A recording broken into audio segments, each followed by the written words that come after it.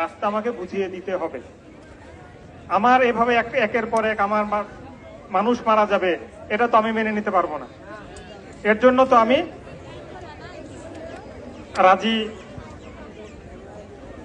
রাজি হব না যে আমাকে রাস্তা বুঝিয়ে দিতে হবে। এর সাথে আমি আরেকটা দাবি করেছি, যে দাবিটা আপনাদের এই 7টা দাবির মধ্যে নাই। 8 নম্বর দাবি হচ্ছে আমার রাস্তা প্রশস্ত হলেই হবে না। গতকালকের অ্যাক্সিডেন্টটার যদি আমরা প্যাটার্নটা চিন্তা করি, এটার প্যাটার্নটা হচ্ছে একটা ডিভাইডার দরকার ছিল আমাদের 4 লেনের রাস্তার মধ্যে।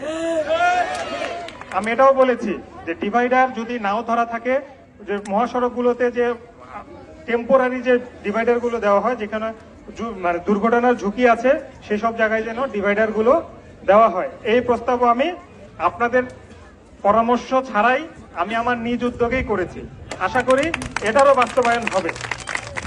তো আরেকটা কথা বলেছে, যেটা সর্বশেষ দাবি এসছে, যে তাদের অনুদানের বিষয়ে কিছু করা যায় কিনা। এটা আমি গতকালকেই ব্যবস্থা করেছি।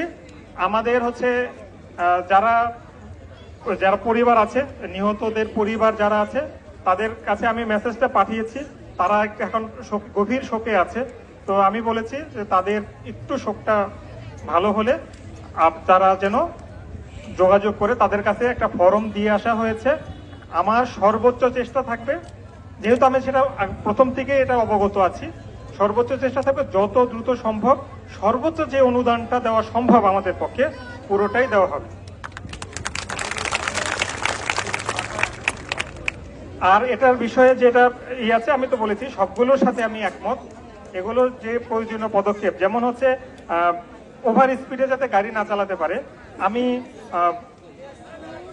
হাইওয়ে পুলিশের কাছে অনুরোধ করব। আমরা এগুলো তো আমাদের প্রশাসনিকভাবে চিঠিপত্রের মাধ্যমে যোগাযোগ করতে হবে। হাইওয়ে পুলিশের কাছে অনুরোধ করব, তারা যাতে এখানে স্পিড গান পাওয়া যায়, স্পিড গানের যাতে ব্যবস্থা করে, সেটার জন্য আমরা অলরেডি কথা বলেছি।